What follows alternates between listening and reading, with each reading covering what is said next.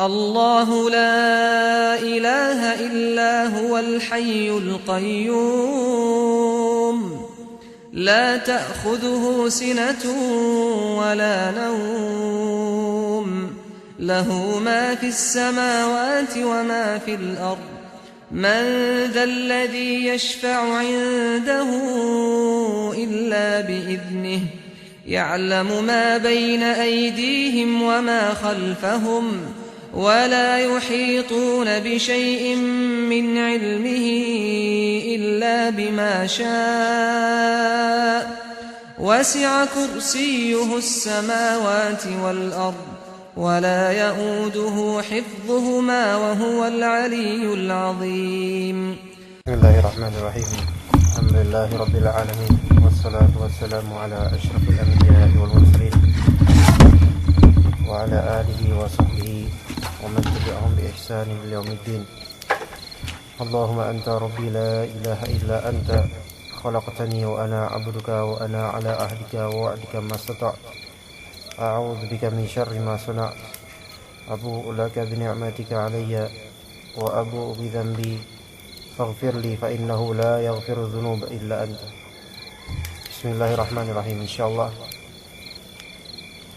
pada kali ini insyaallah kita lanjutkan kajian zikir, doa dan perbuatan pengusir syaitan karya Syekh Ali Al-Qarni.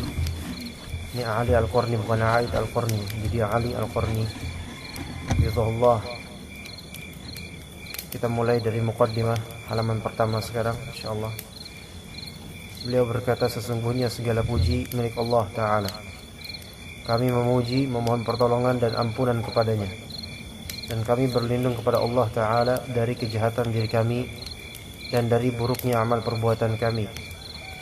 Barang siapa diberi petunjuk oleh Allah, niscaya tidak ada seorang pun yang dapat menyesatkannya. Dan barang siapa disesatkan oleh Allah, niscaya tidak ada seorang pun yang dapat memberinya hidayah. Saya bersaksi bahwa tiada ilah yang berhak disembah selain Allah semata. Tiada sekutu baginya, dan saya bersaksi bahwa Muhammad SAW adalah hamba dan utusannya.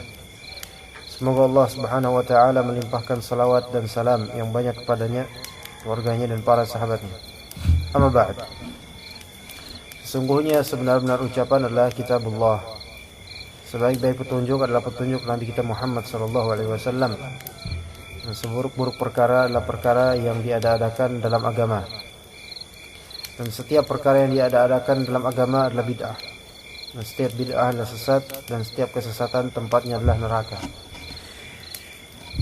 Beliau insyaallah mulai dari firman Allah Ta'ala ya di surat Fatir ayat ke-6 ini, yang insyaallah akan kita tafsirkan sedikit.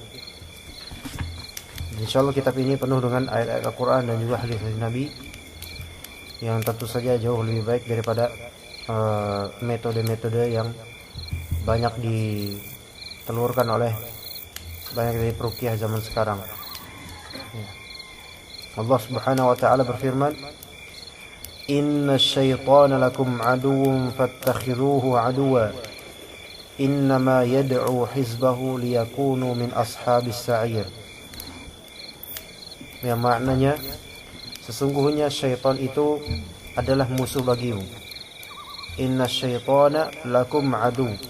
Sesungguhnya syaitan adalah musuh bagimu, yaitu jin-jin dari golongan syaitan, dan juga manusia-manusia atau syaitan-syaitan dari golongan manusia. Mereka adalah adu, yaitu musuh. Yang dikatakan oleh para ulama adu di sini, sebagian ulama menafsirkan sebagai muadi. Muadi itu adalah memusuhi. Jadi tidak sekadar musuh, tapi memusuhi. Sesungguhnya syaitan bagi kalian adalah pihak yang memusuhi kalian.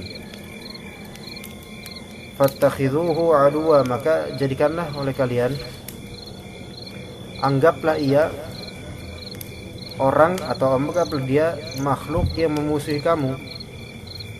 Jadi kalau misalnya sudah Allah tegaskan bahwa syaitan itu adalah pihak yang memusuhi kamu, maka jadikanlah atau anggaplah ia sebagai orang yang memusuhi kamu, sehingga musuhilah dia. Maka permusuhan dari syaitan itu sudah ada dari awal sejarah, yaitu ketika syaitan menggoda bapak kita Nabi Adam alaihissalam, yaitu iblis, itu sudah benar-benar memproklamirkan diri untuk menjadi musuhnya Nabi Adam alaihissalam dan musuhnya manusia. Sehingga barang siapa yang menjadikannya tidak sebagai musuh, maka dia akan hancur nanti, akan menjadi ashabis sa'ir. Maka kata Imam Al-Qurtubi dalam menafsirkan ayat ini, wa yadullukum ala adawatihi ikhrajuhu abakum minal jannah. Waalaikumsalam. Wa yadullukum ala adawatihi ikhrajuhu abakum minal jannah. Dan menunjukkan atas permusuhan syaitan kepada insan, yaitu syaitan mengeluarkan bapak kalian dari jannah, wa dhamanuhu idlalakum, dan juga menjamin untuk menyesatkan kalian, yaitu wahai manusia. Makanya di surat An-Nisa ayat 119 Allah Subhanahu wa ta'ala berfirman menghikayatkan perkataan dari iblis, janji dari iblis, kepastian dari iblis, wala udhillannahum wala umanniyannahum. Wala udhillannahum artinya, ya Rabb, pasti aku akan menyesatkan mereka. Di sini tugasnya, pasti aku akan menyesatkan mereka, kata iblis. Wala umanniyannahum, dan pasti aku akan menggelincirkan mereka di angan-angan yang kosong, janji-janji palsu. Itu dua hal, dan juga ada hal selainnya, tapi ini dua hal aja yang disebutkan. Wala udhillannahum, yaitu syaitan sukanya, tugasnya adalah untuk menyesatkan mereka dan untuk memberikan mereka angan-angan yang kosong. Dan juga di antara dan di antara janjinya iblis untuk selamanya di surat Al-A'raf ayat 16 dan 17. Waalaikumsalam. La'aq'udanna lahum siratal mustaqim thumma la'atiyannahum min baini aydihim. Itu surat Al-A'raf ayat 16 dan 17. Di sini Al-A'raf.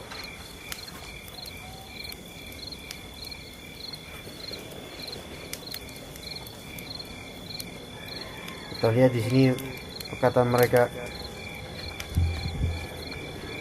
Ya.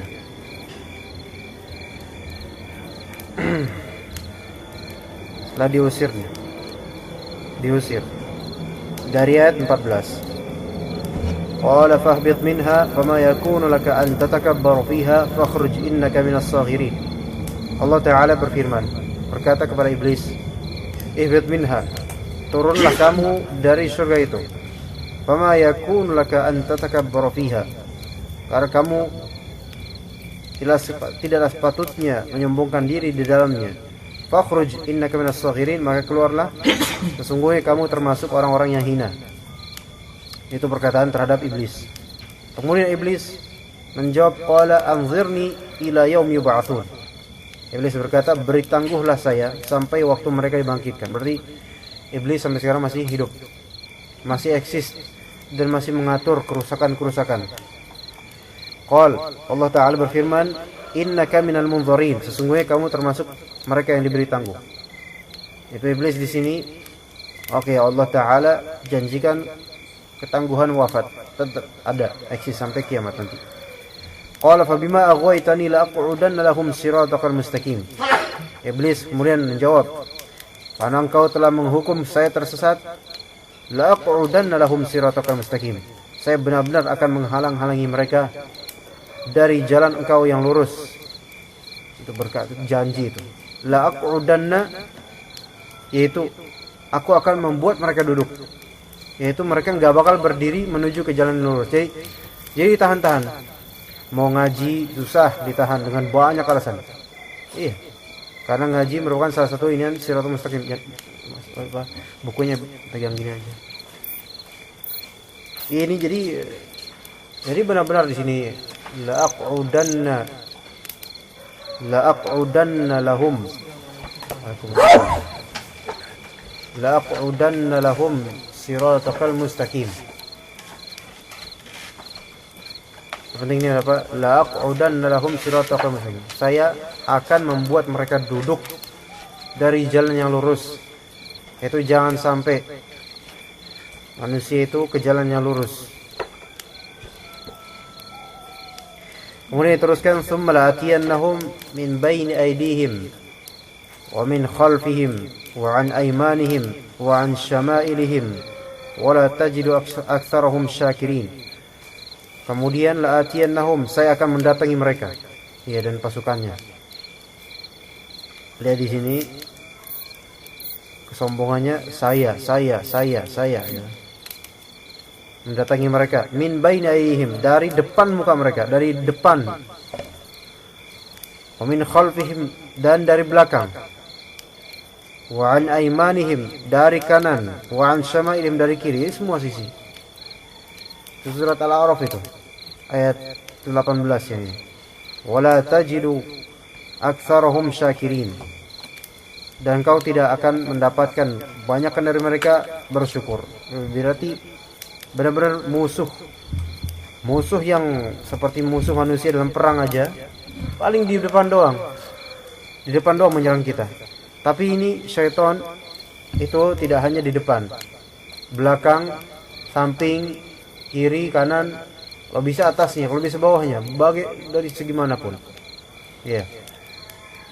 Baik.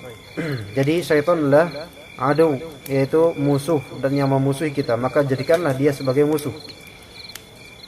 Berkata Al-Fudail bin Iyad, "Ya kadzdzab, ya muftarin, ittaqillah wa la tasubba asy-syaitana fil 'alaniyati wa anta sadiquhu fis sir." Wahai pendusta, wahai pembohong, takutlah kamu kepada Allah dan janganlah kamu mencaci syaitan di keramaian, sedangkan kamu malah adalah temannya di kesendirian. Yaitu pas di keramaian mencaci syaitan, tapi di kesendirian na'udzubillah. Terus Ibnu Sammak berkata, "Ya ajaban liman 'asal muhsina ba'da ma'rifatihi ihsanah wa ata'a al-la'ina ba'da ma'rifatihi bi'adawatihi." Ya ajaba, betapa ajaibnya bagi orang yang bermaksiat kepada Al-Muhsin, kepada Allah yang Maha berbuat baik, setelah mengetahui perbuatan baik Allah Ta'ala, tapi malah mentaati al-la'in yang terlaknat, ba'da ma'rifatihi bi'adawatihi, setelah mengetahui permusuhan dari yang terlaknat tersebut. Na'udzubillah. Jadi inna syaitana lakum aduun fattakhidhuhu aduwa innama yad'u hizbahu liyakunu min ashabis sa'ir. Tugasnya mendakwahkan hizbahu, golongannya, yaitu menyeru golongannya agar menjadi ashabis sa'ir, penghuni neraka yang menyala-nyala. Ya, semoga Allah Ta'ala melindungi kita dari neraka yang menyala-nyala, amin, dan keluarga kita. Allah Subhanahu wa Ta'ala telah menjelaskan permusuhan iblis dan perbuatannya untuk menyesatkan anak Adam, dan Allah memerintahkan kita untuk menjadikannya sebagai musuh. Kita memohon kepada Allah Ta'ala agar kita termasuk musuh-musuh syaitan dan termasuk wali-wali Allah yang Maha Rahman. Dan karena itu kita mendapati syaitan selalu berusaha menyesatkan anak cucu Adam, ya, menakut-nakuti mereka dan meneror mereka, syaitan. Ya. Allah Subhanahu wa Ta'ala berfirman, "Innama dzalikumus syaitan yukhawifu awliya'ah fala takhafuhum wa khafuni in kuntum mu'minin." Sesungguhnya mereka itu tidak lain hanyalah syaitan yang menakut-nakuti kamu dengan kawan-kawannya, yaitu orang-orang musyrik Quraisy. Ya. Dzalikumus syaitan yukhawifu awliya'ah. Syaitan menakut-nakuti kamu, ya, menakut-nakuti kamu dengan kawan-kawannya, yaitu orang-orang musyrik. Taib. Auliyah di sini kawan-kawannya. pecinta-pecinta syaitan. Jadi mereka sebenarnya syaitan dengan jin. Dan para aulia mereka manusia. Yaitu para pecinta mereka, kawan-kawan mereka adalah manusia.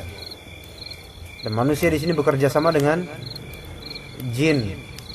Jin mengompori manusia untuk memusuhi kalian wahai ashab Muhammad. Untuk memusuhi orang-orang yang beriman. Jadi jika ada orang beriman, orang soleh dimusuhi oleh masyarakat, maka masyarakat tersebutlah yang terhasut oleh syaitan. Imam mereka sadar atau tidak gitu loh.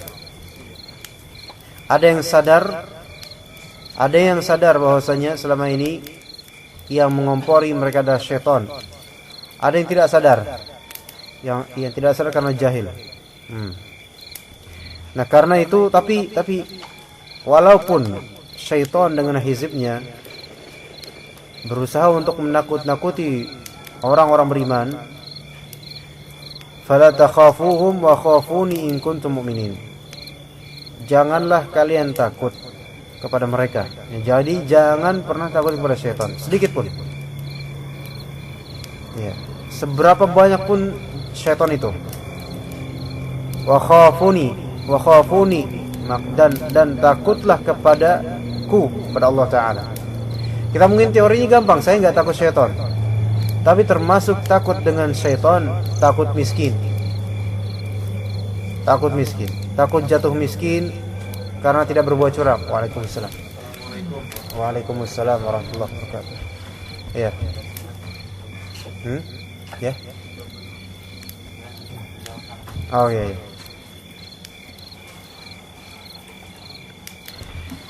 Kita tahu tadi wala umanniyannahum, syaitan akan memberikan pikiran-pikiran kosong, ya kan? Pikiran-pikiran kosong.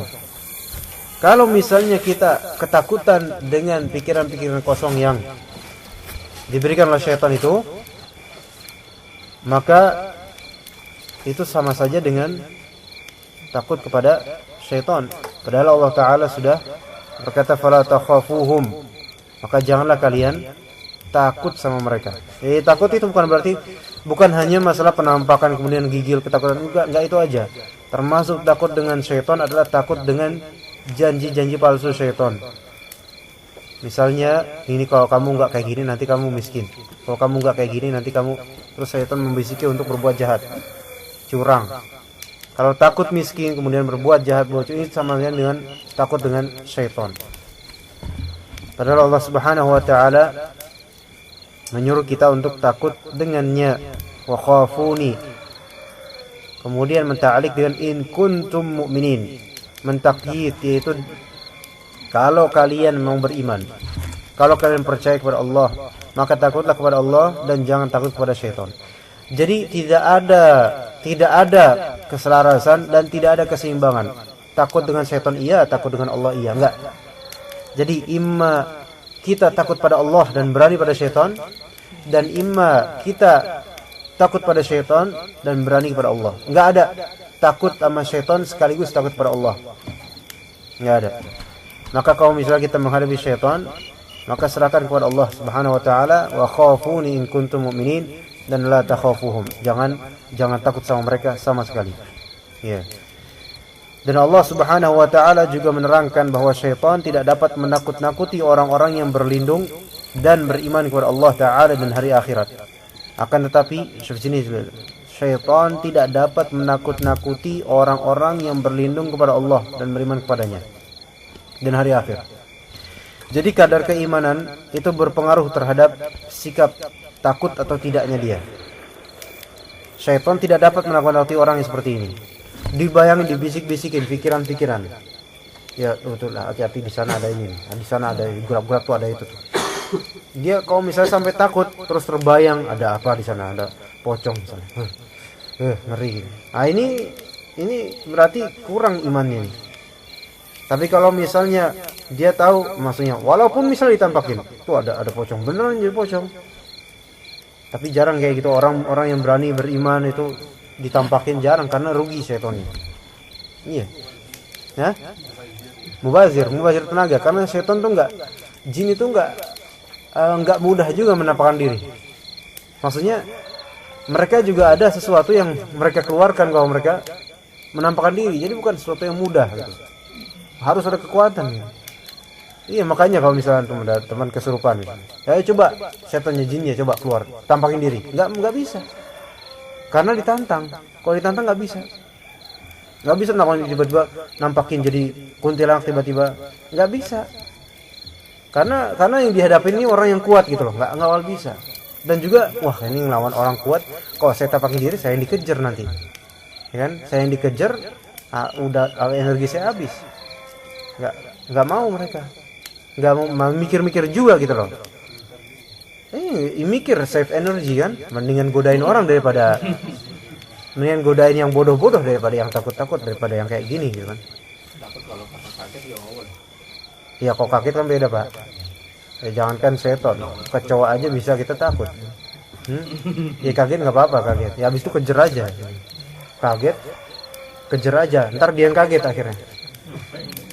Nggak, tapi seton itu jin kalau misalnya mau menampakkan diri menggoda tuh lihat-lihat orang. Waalaikumsalam warahmatullahi wabarakatuh. Iya. Enggak sembarang orang. Lihat-lihat orang juga kan. Kalau misalnya mau menggoda orang beriman, godanya ya enggak dengan cara menampakkan diri, ya. Masih Pak.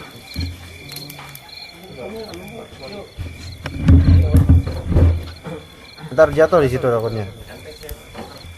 Enteng antumnya tuh. Ntar jatuh, hati-hati. Kucing aja bisa kucing. Baik, akan tetapi sebaliknya dia hanya menakut-nakuti orang-orang yang tidak mau berlindung dan beriman kepada Allah dan hari kiamat. Baik, Allah Subhanahu wa taala berfirman, astagfirullah. Allah Subhanahu wa taala berfirman, "Inna ja'alna asyayatina awliya'a lil ladzina la yu'minun." Sesungguhnya kami telah menjadikan syaitan itu pemimpin bagi orang-orang yang tidak beriman atau kawan-kawan bagi orang-orang yang tidak beriman. Maka orang-orang yang berteman dengan syaitan itu imannya jauh itu. Iya. Ada beberapa orang yang memang dari kecil dia mempunyai korin yang berteman dengannya.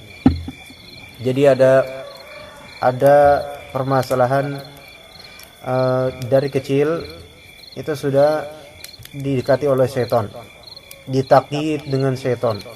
Itu ada beberapa sebab. Imma karena nasab, yaitu karena bapaknya mungkin dulu melihara jin, kemudian diturunkan kepada anaknya, baik sengaja atau memang bapak itu mati, diwariskan. Orang warisin harta, ini malah warisin jin. Terus habis itu juga ada yang bukan warisan, tetapi karena anak itu mungkin main di suatu tempat, kemudian ada jin yang tertarik padanya, kemudian berteman. Kemudian orang tuanya tidak mewanti-wanti anak itu, dibiarin aja. Itu sampai gede itu. Itu syaitan itu yang berteman itu sama anak itu. Sampai gede nanti. Sama-sama gede, misalnya terus sama jin itu. Ntar kalau udah gede, jauh lebih mudah untuk menjerumuskan anak ini ke kesyirikan. Ke ujub tentang punya indera keenam, six sense dan semacamnya. Kan nggak ada indera keenam itu, semuanya pasti karena dia itu ada kaitan dengan syaitan. Imma sengaja, imma tidak sengaja. Semua dukun punya six sense, semua dukun. Ya, six sense ala syaitan. Dan semua orang yang kesurupan disantet itu punya six sense juga. Dan juga peruqyah yang memakai jin atau yang tidak sengaja memakai jin tapi terpakai jin-jinnya itu punya six sense. Iya, jadi hati-hati. Jadi bisa aja peruqyah tanpa sadar dirinya menggunakan jin dengan metode-metode yang wallahu a'lam dari mana asalnya. Iya, bisa pakai jin. Itu kadang mereka banyak ada nanti insyaallah kita jabarkan di waktunya insyaallah. Jadi syaitan menjadi wali bagi orang-orang yang tidak beriman atau kurang imannya. Adapun wali-wali Allah, yaitu orang-orang yang beriman, maka sesungguhnya Allah Ta'ala mengeluarkan mereka dari kegelapan atau kekafiran kepada cahaya iman, dan menjadikan untuk mereka tempat perlindungan dari godaan syaitan yang terkutuk, sehingga syaitan tidak memiliki kekuasaan atas mereka. Allah Subhanahu wa Ta'ala berfirman setelah ayat kursi, Allahu waliyul ladzina amanu yukhrijuhum minadh dhulumati ilan nur walladzina kafaru awliya'uhumut taghutu yukhrijunahum minan nuri ilal dhulumat. Allah Ta'ala pelindung orang-orang yang beriman. Jadi wali di sini yaitu pelindung. Wali di sini maknanya adalah pelindung, yaitu dialah yang melindungi orang-orang yang beriman. Jadi jangan takut, fa takhafuhum wa khafuni, karena kita memiliki al-wali yaitu Allah Subhanahu wa Ta'ala. Rasulullah SAW pernah menafikan dirinya disebut as-sayyid. Ya, sayyid adalah Allah Subhanahu wa Ta'ala. Kemudian walinya kita siapa? Allah Subhanahu wa Ta'ala. Dalam segala urusan, bahkan dalam segala urusan rizki, kedepannya masa depan, wali kita adalah Allah Ta'ala. Ibarat Allah walillahil matsul a'la. Kalau kita punya wali kelas, maka yang mengurusi segala hal kasus di kelas, apa teror untuk kelas, yaitu wali kelas. Iya, wali kelas, bukan siapa-siapa. Nah, kalau kita punya urusan, punya masalah, ya wali kita adalah Allah Subhanahu wa Ta'ala, selama memang kita tidak bersalah. Ya. Jadi Allahu waliyul ladzina amanu. Nah, Allah Subhanahu wa Ta'ala sebagai pelindung orang beriman, maka dia mengeluarkan orang-orang beriman dari kegelapan menuju kepada cahaya keimanan. Jelas di sini minadz dzulumati ilan nur, zulumat dengan sigat al-jama', dengan jama'. Adapun an-nur dengan sigat al-mufrad, single. Itu menunjukkan bahwa kebenaran itu tidak berbilang. Zulumat itu kegelapan, kekafiran dengan beragam macamnya. Makanya jama' di sini makanya zulumat, jama' dari zulm. Kemudian an-nur hanya satu. Nur bukan anwar. Nur. Karena cahaya keimanan itu satu, siratal mustaqim itu satu. Maka kata Nabi SAW, wala tattabi' as-subul, dan janganlah kamu mengikuti subul, jalan-jalan, jamak dari sabil, menunjukkan memang jalan kemaksiatan, jalan kekufuran itu banyak berbilang, tapi keimanan cuma satu. Nah, walladzina kafaru, dan orang-orang yang kafir, awliya'uhumut taghut, wali-wali mereka, pelindung-pelindung mereka itu adalah taghut, di sini dimaknai syaitan. Yukhrijunahum minan nuri ila dhulumat. Syuf sini, mengeluarkan mereka dari cahaya kepada kegelapan. Syuf sini, nur satu ya kan? Dhulumat jama'. Jadi Islam itu melazimkan jamaah dan tidak membolehkan tafarruq, bercerai-berai. Nah di sini an-nur satu jamaah, satu saja. Tapi syaitan berusaha untuk mencabut dari jemaah itu satu persatu, untuk dicerai-beraikan ke zulumat. Jadi nur, cahaya satu kan. Syaitan gimana caranya untuk mencabut? Ya, satu-satu. Mereka ini menuju ke zulumat gelap. Dan zulumat itu mengelilingi nur ini. Itu. Seperti yang tadi kita baca dari surat Al-A'raf, syaitan akan mendatanginya depan, belakang, kanan, kiri, menyerang, kan? Sebagaimana itu zulumat. Iya. Jadi an-nur sini jamaah, yaitu maksudnya di sini jamaah itu hanya satu jamaah, tidak berbilang jamaahnya. Oke, kata Rasulullah SAW dalam hadis sahih, kalau misalnya kaum muslimin, umat Islam terpecah menjadi 73 golongan, hanya satu yang dia mendapatkan nur ini, hanya satu golongan, yaitu yang mengikuti Rasulullah dan mengikuti jejak para sahabatnya radhiyallahu anhum. Dan dia juga berfirman, innahu laisa lahu sultanun 'alal ladzina amanu wa 'ala rabbihim yatawakkalun, innama sultanuhu 'alal ladzina yatawallawnahu wal ladzina hum bihi musyrikun.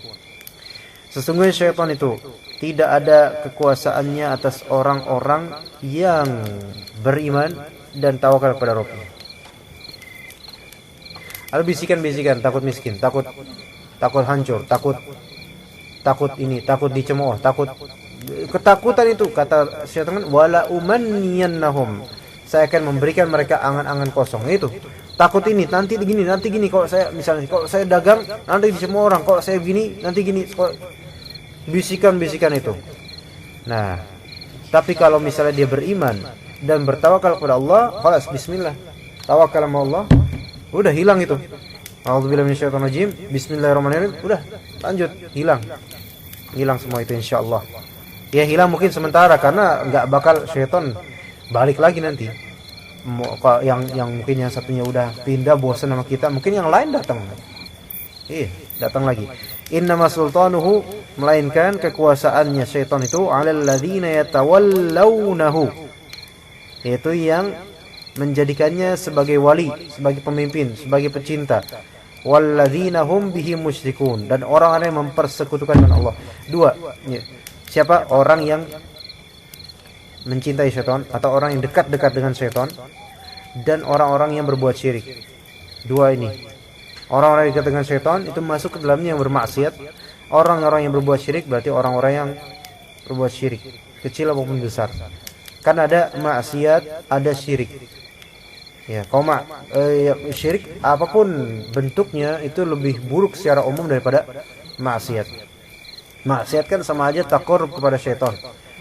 Nah, taqarrub kepada syaitan itu akan mempermudah syaitan untuk menjadi sultannya dia, yaitu pemimpin dia. Lebih-lebih yang berbuat syirik, na'udzubillah. Ya, yang minta perlindungan kepada jin, meminta bantuan kepada jin walaupun jinnya muslim. Ya. Kali surat Al-Jin juga ada. Dari manusia, ya'udzuna birijalin minal jin. Ya'udzun yaitu minta perlindungan, minta pertolongan. Ya, meminta auz yaitu meminta perlindungan minal jin, dari kalangan jin. Seperti minal jinni kata Allah Taala, minal jinni.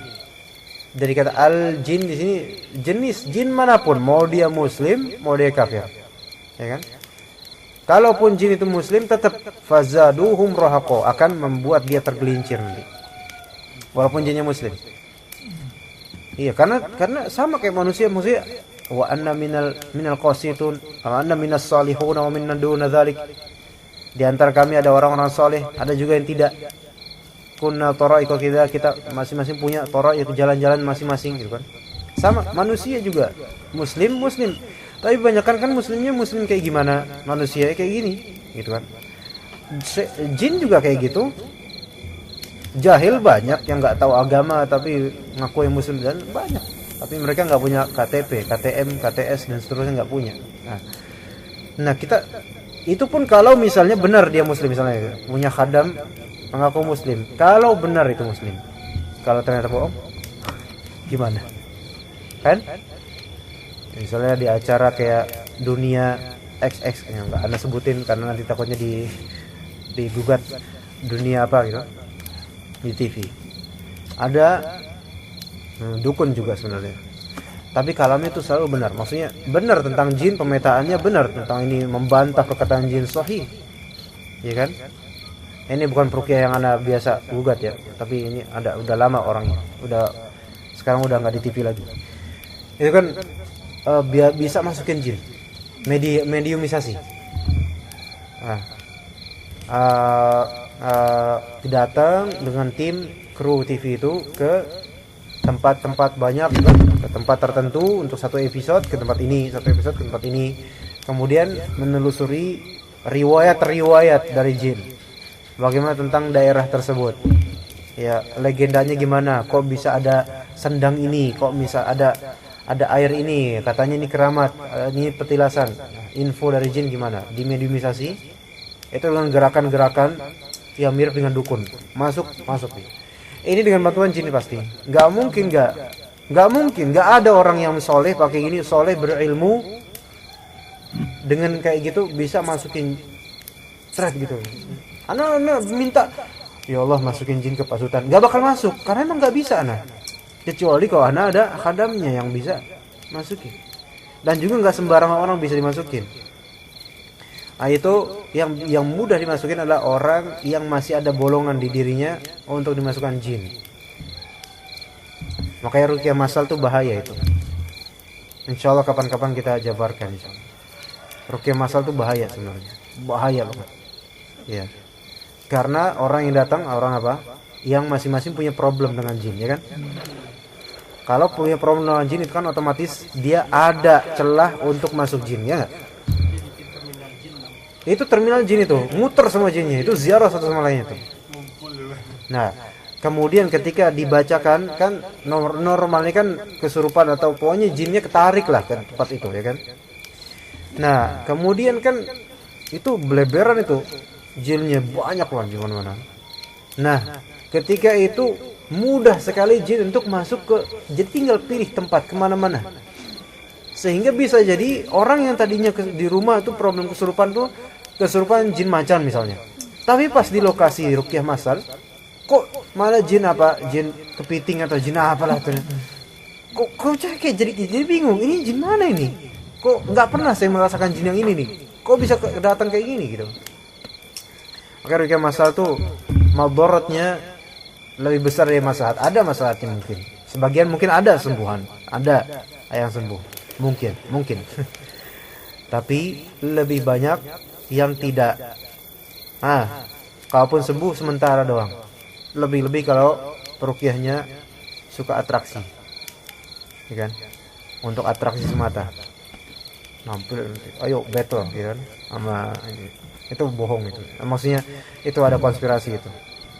Ya jadi kalau yang di video-video ada battle kayak gitu, ruqyahnya kemudian di videoin, itu bohong. Maksudnya bohong dalam artian ya itu terjadi battle gitu, tapi ada kong kali kong.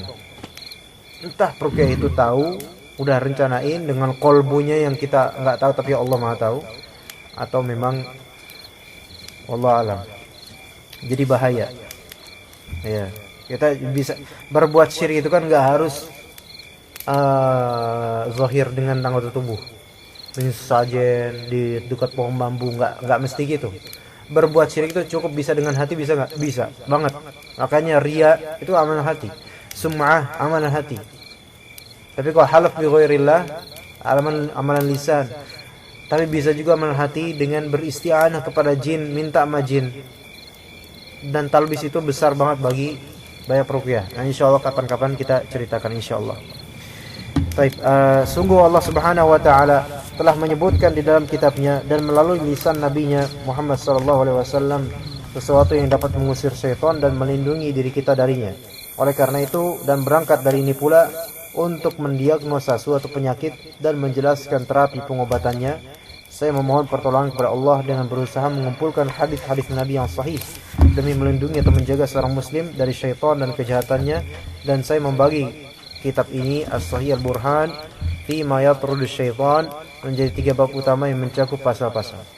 Adapun bab-bab itu adalah bab pertama, surat-surat dan ayat-ayat yang dapat mengusir syaitan.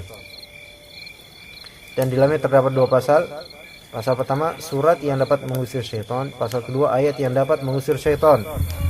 Bab kedua, hadis-hadis dan zikir-zikir yang dapat mengusir syaitan. Dan di dalamnya terdapat 3 pasal. Pertama, ucapan yang dapat mengusir syaitan. Dan kedua, ucapan dan perbuatan yang dapat mengusir syaitan.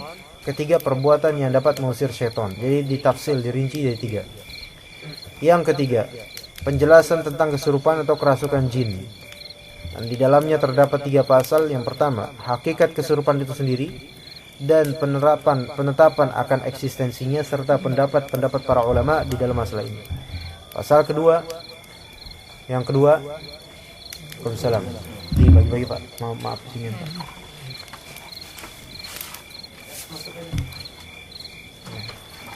Antum mudahan. Ngantuk. Ya, sambil diri aja enggak apa-apa. Ada orang di situ. Ada orang di situ. Di bagian itu ada orang. Di warung itu ada orang. Ngerasa ada orang di sana? Enggak ngerasa. Ngerasa ada orang. Enggak tahu. Pasal kedua, sebab-sebab kesurupan, gejala-gejalanya, macam-macamnya dan cara menjaga diri darinya sebelum terjadi dan cara mengobati orang yang kesurupan. Pasal ketiga, contoh-contoh nyata dari pengobatan terapi terhadap sebagian orang yang kesurupan dan cara mengeluarkan jin dari mereka. Kemudian saya menutup kitab ini dengan risalah Syekh kami sekaligus juga ayahanda kami yang mulia hafizahullah, yaitu ketika itu ya, waktu itu masih udah lama banget, makanya hafizahullah, makanya Syekh Abdul Aziz bin Baz, karena risalahnya tulis tahun 1410. Sekarang 1437, berapa tahun lalu? 37 tahun lalu. 27 tahun lalu. Udah lama, masih hidup beliau. Rahimahullah. Wafatnya itu Syekh Abdul Aziz wafatnya 1420 kalau enggak salah. 1420 kalau enggak salah. Ya, 10 tahun sebelum wafat. Risalah tersebut berisi penjelasan yang hak tentang masuknya jin ke dalam diri manusia dan bantahan terhadap orang yang mengingkarinya. Ini Syekh bin Baz ini punya pengalaman banyak dengan jin. Ya, sampai-sampai pernah diceritakan ada seorang jin bertasyakul datang ke majelis. Ya, teman duduk di majelis duduk. Dan tasyakulnya itu enggak seperti tasyakul normal manusia gitu. Jadi manusia bentuknya tapi ada keanehan gitu. Sehingga para ikhwan murid-murid lain ngelihat dia tuh serem gitu, lihat dia, ini kok siapa ini ya? Kok aneh gitu, aneh gitu. Nah itu pernah terjadi ya, akhirnya Syekh bin Baz kemudian langsung datengin beliau, datengin jin yang bertasyakul itu. Kemudian berkata, kalau misalnya mau hadir ya nggak usah pakai beginian, langsung maksudnya hadir biasa aja, hadir sebagai jin gitu, nggak usah sampai mungkin saking cintanya bisa. Tapi memang pernah kita di majelis di Rawa Bambu sana, wallahu a'lam, entah ini jin atau memang udah manusia cuman udah dimasukin sama jin secara total. Ada akhwat datang pakai cadaran, selakannya hitam banget, datang ke dalam majelis, maksudnya tempat akhwat. Kemudian akhwat pun mereka melaporkan. Jadi di antara akhwat itu ada yang memang kena jin gitu kan, sehingga kan bisa merasakan kok ada yang jin, kok ada jin dan sebagainya. Mereka ketakutan ini, yang kata mereka ini kerasanya serem ini, orang yang baru datang ini. Tah dia unsurnya jin doang atau tasyakul atau gimana. Itu pernah dalam kayak gitu. Dan ketika datang itu terteror ini beberapa akhwat jadinya.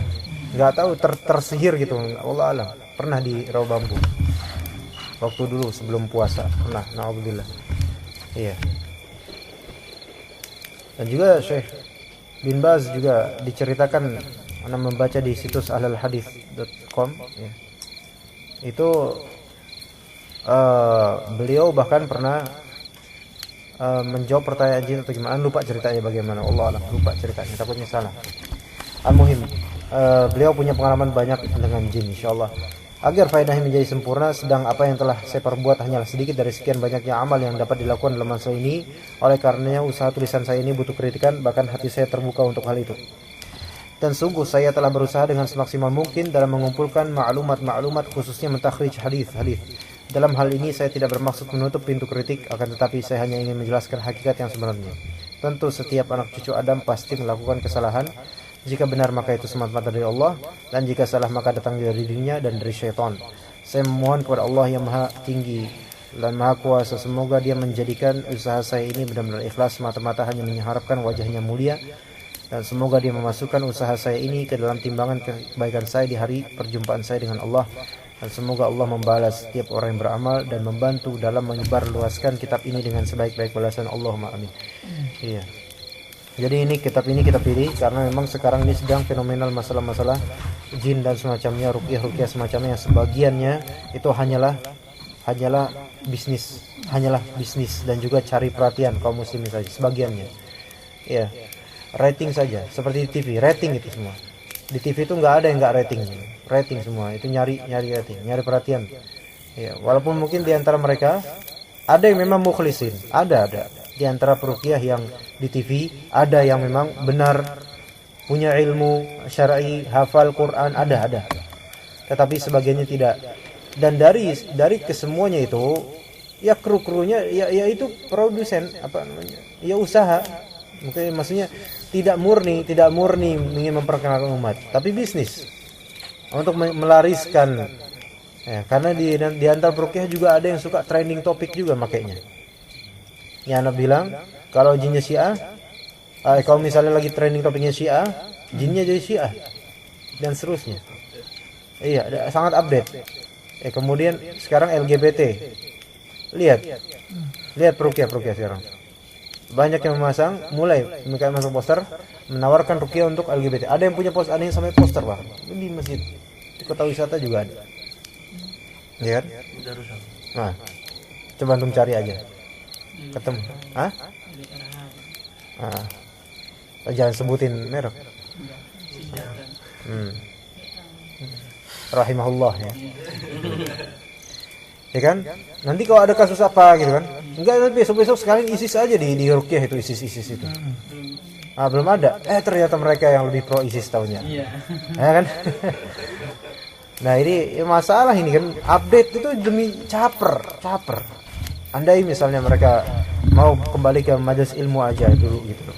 Ruqyah sebagai sampingan, bukan sebagai fokus utama. Maka mereka nggak bakal cari-cari. Ini nyari-nyari sebenarnya. Iya, apa nanti ya, kasus apa gitu kan. Ntar artis dangdut apa, kalau misalnya ada dangdut lagi booming di Indonesia, nanti bakal ayo meruqyah orang artis dangdut. Pokoknya begitu. Pertama, kalau misalnya pun nggak dapat duit, yang penting pamornya dapat. Itu banyak dari peruqyah zaman sekarang kayak gitu. Semua peruqyah yang memakai yang pengen kembali ke Al-Quran dan Sunnah, rata-rata malah tenggelam sekarang. Karena nggak di blow up oleh media. Tapi insya Allah itu yang lebih bagus.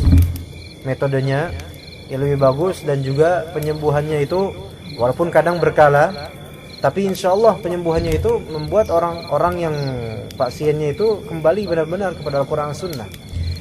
Apapun yang ini fata morgana, yang ini media sosial mainnya, kemudian di blow up, kemudian cari perhatian dan tidak terlihat ikhlas. Dan jin-jinnya pun yang diruqyah itu dengan izin Allah bisa mengetahui ini detak-detak jantung peruqyah ini mau kemana orang ini.